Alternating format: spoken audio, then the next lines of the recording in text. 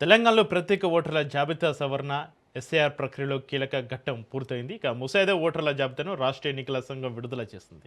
Sir ప్రక్రియకు ముందు రాష్ట్రంలో 3,38,26,448 మంది ఓటర్లు ఉండగా గడువులోగా ఎన్యుమరేషన్ ఫారాలు సమర్పించిన 2,64,87,214 మంది పేర్లతోటి ముసాయిదా జాబితాను రూపొందించారు. మొత్తం ఓటర్లలో 78.03% మంది పేర్లు ముసాయిదా జాబితాలో ఉన్నట్లుగా రాష్ట్ర ఎన్నికల అధికారి సుదర్శన్ రెడ్డి వెల్లడించారు. ఇక మరోవైపు 73 లక్షల మంది ఓటర్లు ఏఎస్బి అంటే ఆబ్సెంట్, షిఫ్టెడ్, డూప్లికేట్ జాబితాలో ఉన్నట్లుగా తెలిపారు. ఇక అన్మ్యాప్డ్ జాబితాలో ఉన్న 92 లక్షల మందికి నోటీసులు జారీ చేయనున్నట్లుగా స్పష్టం చేశారు. నోటీసులు అందుకున్న వారు తమ వివరాలపైన వివరణ ఇచ్చేందుకు సెప్టెంబర్ 16 వరకు గడువు ఉంటుందని తెలిపారు. అర్హత ఉన్నప్పటికీ కూడా ముసాయిదా జాబితాలో పేరు లేకపోతే ఫారం 6A ద్వారా దరఖాస్తు చేసుకోవచ్చని ఎన్నికల అధికారి స్పష్టం చేశారు.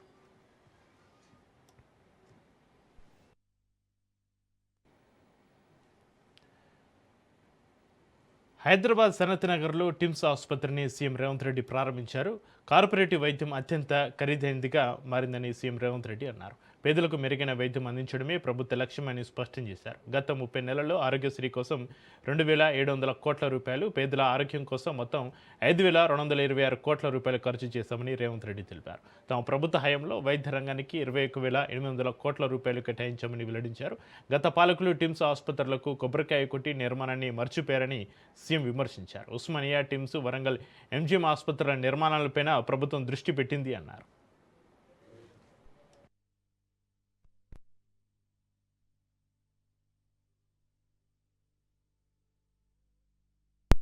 విద్య, వైద్యాన్ని ఈరోజు మేము ప్రాధాన్యత కింద తీసుకున్నాం. వ్యవసాయమే కాకుండా మహిళా సంక్షేమ అభివృద్ధితో పాటు ఈరోజు విద్యా, వైద్యాన్ని రాష్ట్ర ప్రభుత్వం అత్యంత ప్రాధాన్యత అంశంగా ఈరోజు ముందుకు తీసుకెళ్తున్నాం. మీకు తెలుసు, విద్యకు సంబంధించి ప్రభుత్వం తీసుకొస్తున్న సమూలమైన మార్పులు. ఈరోజు నర్సరీ నుంచి 12th క్లాస్ వరకు ఎడ్యుకేషన్ కింద, 12th తర్వాత స్కిల్స్ డెవలప్మెంట్లో ఈరోజు రాణించాలి అని చెప్పి ఈ తెలంగాణ రాష్ట్రం దేశంలో ఉండే మిగతా రాష్ట్రాలతో కాదు, ప్రపంచంలోనే గొప్ప అవకాశాలు పొందాలి. ఇందులో ముఖ్యంగా మా girls nursing college, medical doctors అయ్యి ప్రపంచంలోనే సేవలు అందించాలని, రాష్ట్రంలో ఉండే ప్రజలు 4 కోట్ల ప్రజలకు ప్రతి వాడికి వైద్యాన్ని అందించాలి. ఆ వైద్యం ఉచితంగా ఉండాలి. ముఖ్యంగా మనిషి ఆరోగ్యంగా ఉండాలి అంటే గుండె, కిడ్నీలు బాగా ఉండాలి. ఈరోజు గుండెకు సంబంధించి, కిడ్నీలకు సంబంధించి, అవయవ మార్పిడికి సంబంధించి ఒక సూపర్ స్పెషాలిటీ హాస్పిటల్ను డాక్టర్ మర్రి చెన్నారెడ్డి గారి పేరు మీద సనత్ నగర్లో ప్రారంభించుకోవడం అంటే ఇది నిజంగా తెలంగాణ రాష్ట్ర పేద ప్రజలకు అత్యంత ప్రయోజనకరమైంది. ఆదిలాబాద్ నుంచి మొదలు పెడితే అలంపూర్ వరకు ప్రతి మారుమూల ప్రాంతాలలో ఉన్న దళితులకు, గిరిజనులకు, ఆదివాసులకు, నిరుపేదలందరికీ ఈరోజు ఈ వైద్య సహాయాన్ని అందుబాటులోకి తీసుకువచ్చినాం. ఉస్మానియా హాస్పిటల్ పక్కనే ఘోష మహల్లో 30 ఎకరాలలో 2,700 కోట్ల రూపాయలతోటి 2,000 పడకల మల్టీ సూపర్ స్పెషాలిటీ హాస్పిటల్ని ఉస్మానియా దగ్గర ఈరోజు మనం నిర్మించుకుంటున్నాం. తొందరలోనే మనం పూర్తి చేసుకోబోతున్నాం. సనత్ నగర్లో టెంకాయ కొట్టిండ్రు, నిధులు నిర్మాణం మర్చిపోయింది. అల్వాల్లో టిమ్స్కి టెంకాయ కొట్టిండ్రు, నిధులు నిర్మాణం మర్చిపోయిండ్రు. ఎల్బీ నగర్లో టిమ్స్ హాస్పిటల్కి టెంకాయ కొట్టిండ్రు, నిధులు నిర్మాణం మర్చిపోయిండ్రు. వరంగల్లో కూడా పెద్ద హాస్పిటల్ని కడతామని ఉన్నదాన్ని నిర్వీర్యం చేసి కొత్త నిర్మాణం కోసం ఉపన్యాసాలు ఇచ్చి అది కూడా మర్చిపోయిండ్రు. అందుకే మన ప్రభుత్వం వచ్చిన తర్వాత అత్యంత ప్రాధాన్యతలో భాగంగా ఉస్మానియా హాస్పిటల్, సనత్ నగర్ టిమ్స్ని, అల్వాల్ టిమ్స్ని, ఎల్బీ నగర్ టిమ్స్ని, వరంగల్లో ఉండే హాస్పిటల్ని ఈరోజు అత్యంత ప్రాధాన్యతతో నిధులు కేటాయించి నిర్మాణాలు వేగంగా తెలంగాణ భవన్ వేదికగా రేవంత్ రెడ్డి ప్రభుత్వంపైన హరీష్ రావు తీవ్రస్థాయి విరుచుపడ్డారు. మాటల తోటాలతో పాటుగా గణాంకాలతో సహా సర్కారును కార్నర్ చేశారు. అంతకుడే సంతాప సభ పెట్టినట్లుగా ఉందని సీఎం పైన ఘాటు వ్యాఖ్యలు చేశారు తన్నీరు. అసలు హరీష్ రావు లేవనెత్తిన అంశాలేంటి? కాంగ్రెస్ ప్రభుత్వం ఎందుకు ఉక్కిరిబిక్కిరి అవుతుంది? తన్నీరు సవాల్పైన రాజ్ న్యూస్ స్పెషల్ డ్రైవ్.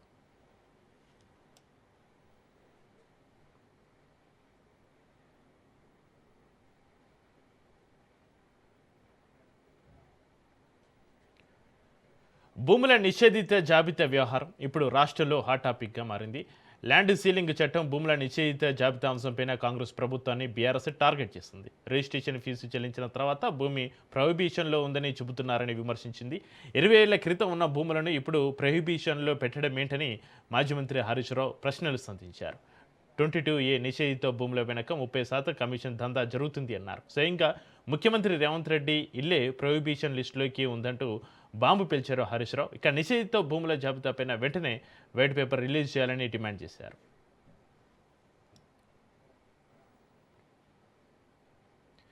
ఇక మరోవైపు తెలంగాణ నీటి హక్కుల అంశంపైన కాంగ్రెస్ ప్రభుత్వంపైన బీఆర్ఎస్ విమర్శలు గుప్పించింది.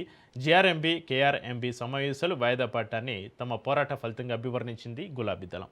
తెలంగాణకు చెందిన 7 ప్రాజెక్టుల అంశాలను ఎజెండా నుంచి తొలగించాల్సిందేనని డిమాండ్ చేస్తుంది. అలాగే రైతు బీమాకు బ్రేకులు వేయడం, రైతు బంధులో కోతలు పెట్టడం పైన రేవంత్ సర్కార్ తీరును ఎండగట్టాడు హరీష్ రావు. ఇక రైతు సంక్షేమ పథకాలను కాంగ్రెస్ ప్రభుత్వం కావాలని కుట్రపూరితంగా నిర్వీర్యం చేస్తుంది అన్నారు. ప్రపంచానికి ఆదర్శమైన రైతు బీమా స్కీమ్ ఆగస్టు 13 నుంచి ఆగిపోవడానికి కారణమేంటని మండిపడ్డారు. అబద్ధాల పునాదుల మీద పాలన నడుస్తుందని తన్నీరు ఎద్దేవా చేశారు.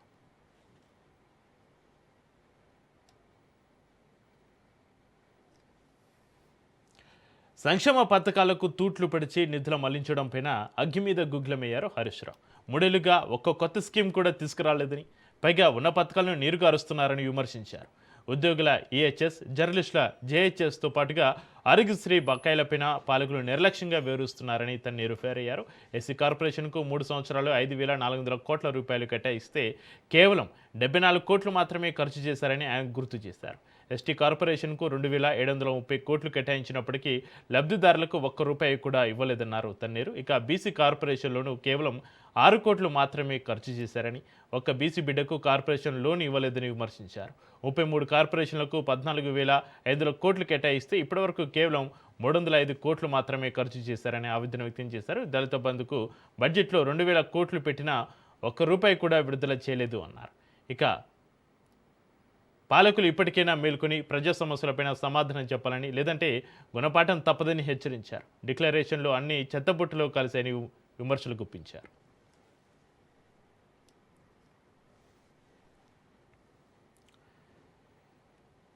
తెలంగాణ వ్యాప్తంగా కళ్యాణ లక్ష్మి, షాదీ ముబారక్ పథకాలను కొనసాగించాలని డిమాండ్ చేస్తూ బీఆర్ఎస్ ఆందోళనకు దిగింది. రాష్ట్ర వ్యాప్తంగా పలు ప్రాంతాల్లో బీఆర్ఎస్ నేతలు, కార్యకర్తలు నిరసనలు చేపట్టారు. పేద మధ్యతరగతి కుటుంబాలకు అండగా నిలిచే కళ్యాణ లక్ష్మి, షాదీ ముబారక్ పథకాలను ప్రభుత్వం కొనసాగించాలని బీఆర్ఎస్ నేతలు డిమాండ్ చేశారు. పథకాలను తొలగించే ప్రయత్నం చేస్తే ఆందోళనను మరింత ఉధృతం చేస్తామని హెచ్చరించారు.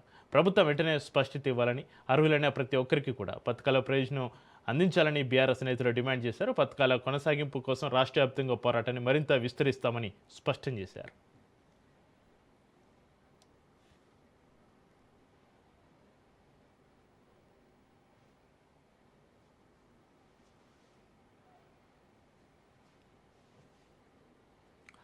తెలంగాణలో పేద ఆడబిడ్డల వివాహాల కోసం అందిస్తున్న కళ్యాణ లక్ష్మి, షాదీ ముబారక్ పథకాల అమలుకు ప్రభుత్వం పూర్తిగా కట్టుబడి ఉందని మంత్రి పొన్నం ప్రభాకర్ స్పష్టం చేశారు.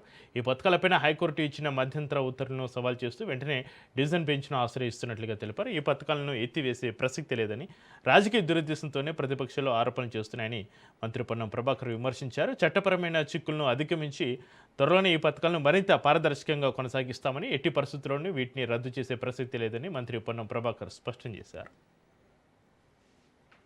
నిధులను కేటాయిస్తూ కళ్యాణ లక్ష్మి, షాదీ ముబారక్ ను కొనసాగిస్తా ఉన్నాం. వాళ్ళు 2014 తీసుకున్నటువంటి లోపభూయిష్టమైనటువంటి కొంత సరి అయిన జీవోలు రాని కారణంగా ఎవరు కోర్టుకు వెళ్ళాలి. మాకేం ఈ ఉద్దేశం మంచిది కాబట్టి మేము ఎన్నడూ కూడా దాని మీద రాజకీయం చేయదలుచుకోలే. ఇప్పుడు వేసిన పిటిషన్ వెనుక కూడా టీఆర్ఎస్ ఉందా లేదా అనేది నాకు ఏం ఆధారం లేవు కాబట్టి నేను చెప్తలేను. కానీ ఇది రాజకీయ పూర్వ కక్షతో జరిగినటువంటి కార్యక్రమం. మేము ఈ కార్యక్రమాన్ని నిరంతరంగా కొనసాగిస్తా ఉన్నాం. ముందుగా ఈ కార్యక్రమంలో ప్రభుత్వం తరఫున నోడల్ మంత్రిగా, బ్యాక్వర్డ్ క్లాస్ వెల్ఫేర్ మినిస్టర్ గా ఇందుకు సంబంధించి న్యాయపరంగా కౌంటర్ ఫైల్ చేయకపోవడానికి గల కారణము అటు బాధ్యత గల న్యాయవాదులకు సంబంధించిందా, అధికారుల దగ్గర నుంచి సమన్వయ లోపమా అనేటువంటి అంశం మీద విచారణ సాగిస్తా ఉన్నాం. కానీ తప్పకుండా న్యాయస్థానంలో దీన్ని మళ్లీ గెలిచి గతంలో ఇచ్చిన స్టేను వెకేట్ చేయించి తెలంగాణ ప్రజలకు మళ్లీ షాదీ ముబారక్ కళ్యాణ లక్ష్మిని ఎక్కడ కూడా ఇబ్బంది లేకుండా యథావిధిగా కొనసాగించే బాధ్యత ఈ ప్రభుత్వం కట్టుబడి ఉంది. తాత్కాలికమైనటువంటి రాజకీయ పిటిషన్లు, న్యాయస్థానంకి సంబంధించినటువంటి న్యాయవాదుల తీర్పు స్టే ఇది ఈ పథకాన్ని ఎత్తివేయలే.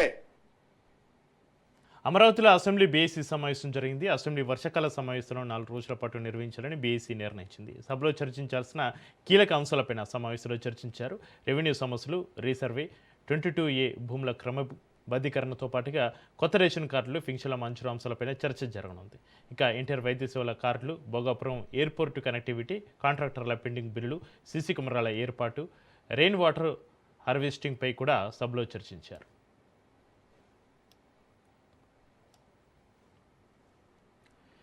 మెగా డిఎస్సి నియామకాల్లో ఒక్క డివియేషన్ కూడా జరగలేదని సీఎం చంద్రబాబు నాయుడు స్పష్టం చేశారు. ప్రతిభ, మెరిట్, రోస్టర్ విధానంలో అత్యంత పారదర్శకంగా 15,941 ఉపాధ్యాయ పోస్టులని కేవలం 148 రోజుల్లో భర్తీ చేశామని తెలిపారు. ఇక డిఎస్సి పైన వైసీపీ చేస్తున్న అన్ని కూడా కేవలం హిట్ అండ్ రన్ ఆరోపణలేనని, దమ్ము ధైర్యం ఉంటే అసెంబ్లీకి వచ్చి చర్చించాలని సవాల్ విసిరారు. టీడీపీ హయాంలోనే అత్యధిక డిఎస్సీలు నిర్వహించామని గుర్తు చేసిన చంద్రబాబు 2019 నుంచి 2024 వరకు ఒక్క ఉపాధ్యాయ పోస్టు కూడా భర్తీ చేయలేదని వైసీపీ పైన విమర్శలు చేశారు. మరోవైపు ఎల్నినో ప్రభావంతో రాష్ట్రంలో వర్షాభావ పరిస్థితులు నెలకొన్నాయని చంద్రబాబు ఆందోళన వ్యక్తం చేశారు. ప్రాజెక్టులో ప్రస్తుతం 586 టీఎంసీల నీరు ఉందని తెలిపారు. 25 వరకు మీరు చూస్తే 14 డిఎస్సీలు పెడితే 14 డిఎస్సీల్లో 11 డిఎస్సీలు నేను ముఖ్యమంత్రిగా ఉండే నిర్వహించాను. అధ్యక్ష 11 డిఎస్సీలు నేను గర్వపడుతున్నా.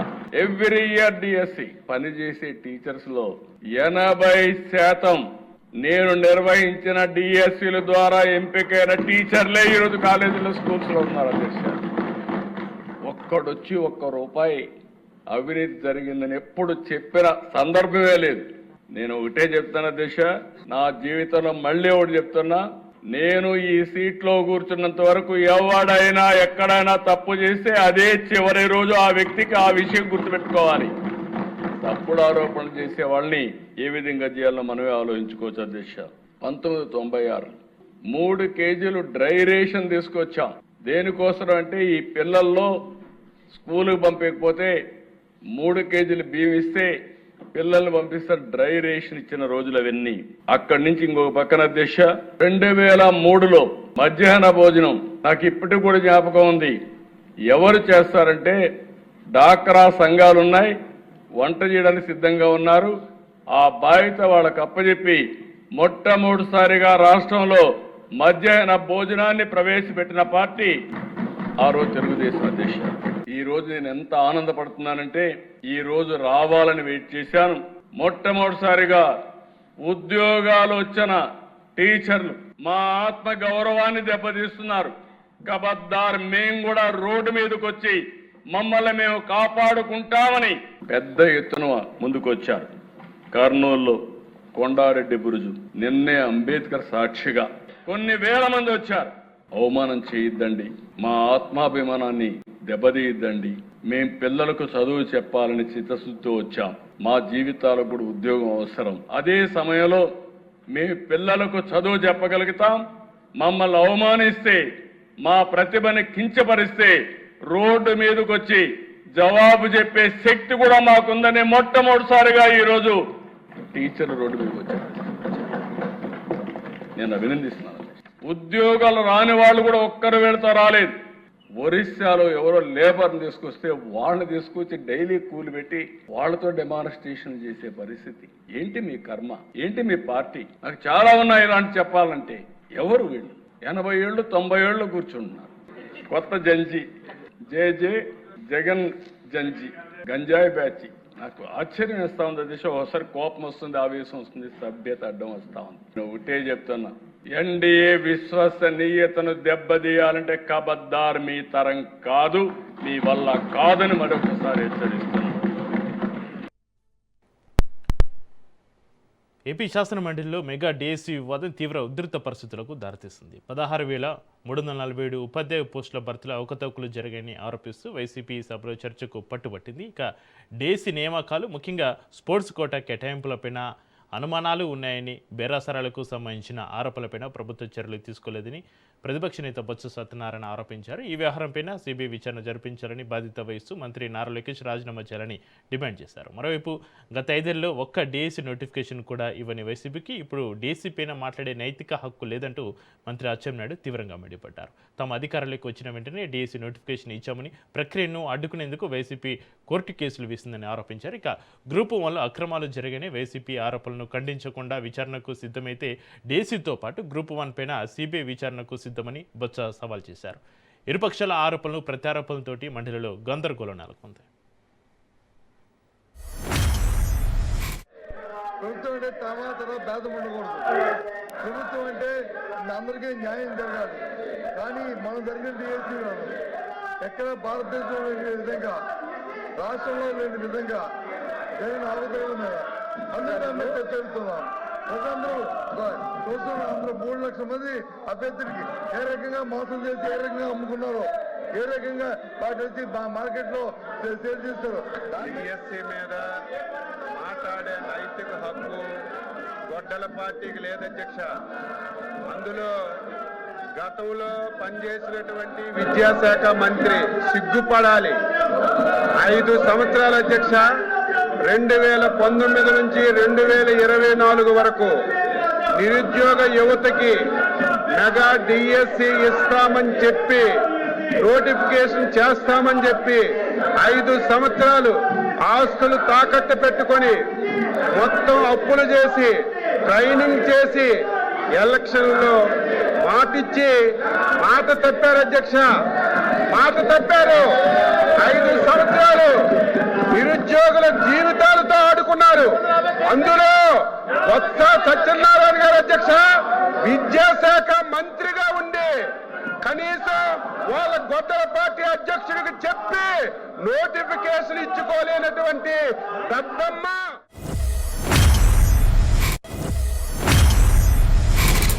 ఆయన మాట్లాడిన భాషను ఒకసారి చూడండి. బొత్స సత్యనారాయణ గారు దద్దమ్మ. మనిషి పెరిగితే బుద్ధి రాదు. ఎద్దులాగా వచ్చి ఎద్దులాగా తెత్తే మనకి వచ్చి తెలుతాడు రావు. భాష బాగోవాలి. ఎవడు దద్దమ్మో, ఎవడు అమ్మోతులో ఉన్నాడు, ఎవడు పరిపాలన చేస్తాడు, ఏ రైతులు వచ్చి ఎరువులు లేక వస్తున్నారు, ఏ రైతులు ఇబ్బంది పడతారు రాష్ట్రంలో, ఈ దద్దమ్మ వచ్చి తెలుస్తుంది. దయచేసి ఈ భాష మంచిది కాదు అధ్యక్ష. వెన్నుబడి పార్టీ అచ్చెన్నాయుడు ఎప్పుడు అన్పార్లమెంట్ మాట్లాడదు అధ్యక్ష. మీరు గత ప్రభుత్వంలో విద్యాశాఖ మంత్రిగా ఉండి 5 సంవత్సరాలు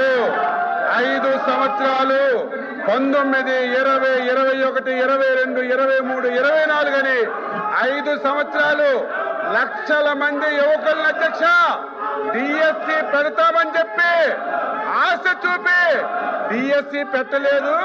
ఆ రోజు విద్యాశాఖ మంత్రిగా ఉండి మీ గొడ్డల పార్టీ అధ్యక్షుడిని కనీసం చెప్పలేని వ్యక్తిని ఏమనాలి మీరే చెప్పండి అధ్యక్ష. నేను కట్టుబడి, మీరు ఎరువులు అంటున్నారు, వ్యవసాయం అంటున్నారు. దేని మీదైనా ఈ 2 సంవత్సరాల్లో వ్యవసాయ అనుబంధ రంగాలు ఏ శాఖ అయినా మీ పాలన మా పాలన చర్చించడానికి ఎన్ని రోజులైనా సిద్ధంగా ఉన్నాం. డిఎస్సి నియామక ప్రక్రియలో అవకతవకలు జరిగాయని ఆరోపిస్తూ వైసీపీ సీనియర్ నేత బొత్స సత్యనారాయణ తీవ్ర వ్యాఖ్యలు చేశారు. డిఎస్సి వ్యవహారంపైన సిబిఐ విచారణ జరిపించాలని, మంత్రి నారా లోకేష్ రాజీనామా చేయాలని ఆయన డిమాండ్ చేశారు. అసెంబ్లీలో డిఎస్సిపైన చర్చకు ప్రభుత్వం ముందుకు రాకుండా వాయిదా వేస్తుందని ఆరోపించిన బొత్స స్పోర్ట్స్ కోట, బేరాసరాల ఆరోపణలపైన ప్రశ్నలు సంధించారు. తప్పు జరిగిందా లేదా అనేది తేల్చేందుకు సిబిఐ విచారణే మార్గమని ఆయన పేర్కొన్నారు. గ్రూప్ 1 వ్యవహారంపైన విచారణకు సిద్ధమైతే వాస్తవాలు వెలుగులోకి వస్తాయి అన్నారు.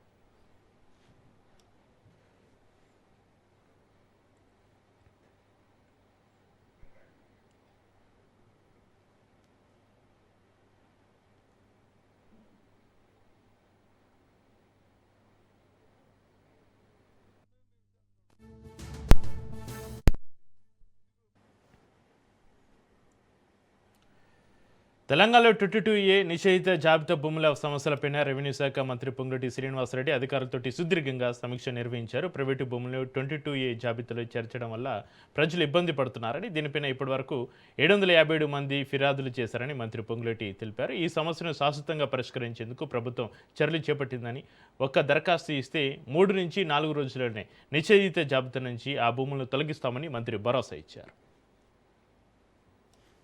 ప్రొహిబిటెడ్ లిస్ట్ లో పెట్టారని, ప్రైవేటు ఆస్తులు ప్రైవేటు వ్యక్తులు ట్రాన్సాక్షన్ చేసుకునేటప్పుడు ఆ వివిధ శాఖలకు సంబంధించిన స్టాంప్స్ అండ్ రిజిస్ట్రేషన్ సబ్ రిజిస్ట్రార్లు గాని, వ్యవసాయ భూములు అయితే ఎంఆర్ఓలు కానీ రిజిస్ట్రేషన్లు చేయడానికి ఇబ్బంది పెడుతున్నారనేది ప్రత్యక్షంగా కొంతమంది మిత్రులు మీ ద్వారా కానీ ప్రత్యక్షంగా కానీ నన్ను కలవటం, అదే రకంగా ఎవరైతే రిజిస్ట్రేషన్ కోసం పోయిన వాళ్ళు మా property private property prohibited list లో ఉన్న కారణంగా మేము రిజిస్ట్రేషన్ ట్రాన్సాక్షన్ చేసుకోవాలనుకుంటున్నాం అని కొంతమంది మిత్రులు వెళ్ళినప్పుడు వారికి అక్కడ ప్రొహిబిటెడ్ లిస్ట్ లో ఉందని తెలిసి మేడ్చల్ జిల్లాలో దళిత రైతుల భూ పోరాటానికి మల్కాజ్గిరి ఎంపీ ఈటల రాజేందర్ మద్దతు తెలిపారు. దుండిగల మండలం బోరంపేటలోని సర్వే నెంబర్ 472లో రైతులు చేపట్టిన ధర్నా శిబిరాన్ని ఆయన సందర్శించారు. 81 ఎకరాల భూములు ఇప్పటికే 11 ఎకరాలను సబ్స్టేషన్కు కేటాయించారని, మిగిలిన 20 ఎకరాలపైన కూడా ప్రభుత్వం కన్నేస్తుందని ఈటల ఆరోపించారు. పేదల భూములను ప్రభుత్వం గుంజుకుంటుందంటూ సీఎం రేవంత్ రెడ్డిపైన ఈటల రాజేందర్ తీవ్ర విమర్శలు చేశారు. భూముల విషయంలో రేవంత్ రెడ్డి రీసెర్చ్ స్కాలర్గా మారారని ఎద్దేవా చేశారు. బోరంపేట దళిత రైతులకు బీజేపీ అండగా ఉంటుందని స్పష్టం చేసిన ఈటల పేదల భూములపైన దౌర్జన్యం చేస్తే ప్రభుత్వాన్ని నిలదీస్తామని హెచ్చరించారు. అర్థం కావాలి. ఒకనాడు 500 రూపాయలకి ఎకరం ముందు ఉండవచ్చు. ఇక్కడ 70 ఏళ్ల క్రితం 80 ఏళ్ల క్రితం పన్ను పెట్టాడే లేడు. దున్నుకున్నా ఇచ్చినా కూడా దున్నుకుంటూ లేడు. ఎందుకంటే అప్పుడు అంత స్తోమత లేదు కాబట్టి. గా కాలంలో 500 రూపాయలకి ఎకరం ఉన్నాడు, 1000 రూపాయలకి ఎకరం ఉన్నాడు. ఇంతంత భూమిని నమ్ముకొని బోరేసుకొని బావి తవ్వుకొని చెట్టు కొట్టుకొని రాయి కొట్టుకొని ఇలా కూరగాయలు పండించుకొని. బీహార్లోని లక్కీసరాయిలో విషాదం చోటు చేసుకుంది. అశుద్ధం ఆలయంలో తొక్కిసలాట జరిగింది. 7 భక్తులు ప్రాణాలు కోల్పోగా పలువురు భక్తులు గాయపడ్డారు. విద్యుత్ తీగ పడడంతో భక్తులు ఒక్కసారిగా భయాందోళనకు గురయ్యారు. దీంతో జనం ఒక్కసారిగా పరుగులు తీయడంతో తొక్కిసలాట జరిగినట్లుగా తెలుస్తుంది. మరోవైపు భారీగా తరలివచ్చిన భక్తుల ఒత్తిడికి బారికేడింగ్ కూడా కూల్పినట్లుగా అధికారులు చెబుతున్నారు. ఈ ఘటనలో గాయపడిన వారిని సమీపంలోని ఆసుపత్రులకు తరలించి చికిత్స అందిస్తున్నారు.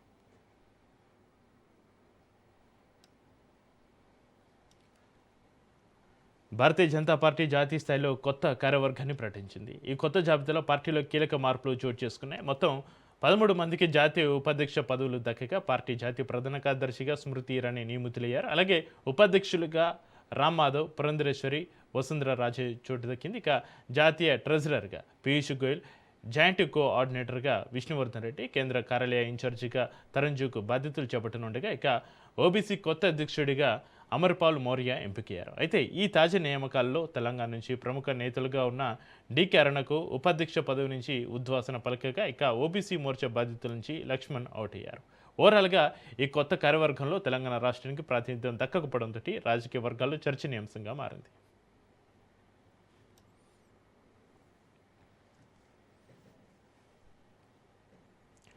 కాంగ్రెస్ అగ్రనేత రాహుల్ గాంధీకి సుప్రీంకోర్టులో ఊరట లభించింది. ఆదాయానికి మించిన ఆస్తులు కలిగి ఉన్నారన్న ఆరోపణలపైన కొనసాగుతున్న కేసులో కీలక ఆదేశాలు జారీ చేసింది. ఈడీ, సిబిఐలు అలహాబాద్ హైకోర్టులో ఎలాంటి నివేదిక సమర్పించవద్దని ఆదేశించింది. అయితే ఈ కేసులో తదుపరి విచారణ జరిగే వరకు అలహాబాద్ హైకోర్టు ముందుకు వెళ్లొద్దని సుప్రీంకోర్టు సూచించింది. ఆగస్టు 20న జరగాల్సిన విచారణను కూడా వాయిదా వేయాలని ఆదేశించింది. ఈ వ్యవహారం అంతా తీవ్రమైందైతే ఇన్నాళ్ళు దర్యాప్తు సంస్థలు ఎందుకు మౌనంగా ఉన్నాయని ధర్మాసనం ప్రశ్నించింది. బీజేపీ నేత ఎస్ విఘ్నేష్ శిశిర్ చేసిన ఫిర్యాదు ఆధారంగా అలహాబాద్ హైకోర్టు గతంలో ఈడీ, సిబిఐలను దర్యాప్తు చేసి నివేదిక ఇవ్వాలని ఆదేశించింది. ఆ ఆదేశాలను సవాల్ చేస్తూ రాహుల్ గాంధీ సుప్రీంకోర్టును ఆశ్రయించారు. ప్రధాన న్యాయమూర్తి జస్టిస్ సూర్యకాంత్, జస్టిస్ జై మాల్యా బాగ్జీ, జస్టిస్ వి మోహన్లతో కూడిన ధర్మాసనం తాజాగా ఈ ఆదేశాలు ఇచ్చింది.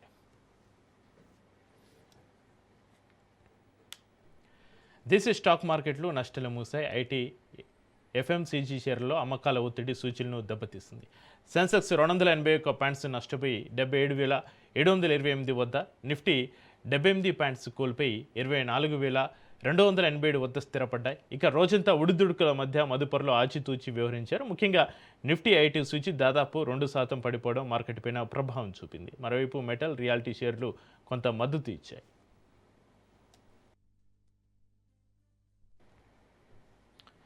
ఇవి ఇప్పటివరకు నా బులెటిన్ అప్డేట్ చూస్తూనే ఉండండి రాజ్ న్యూస్.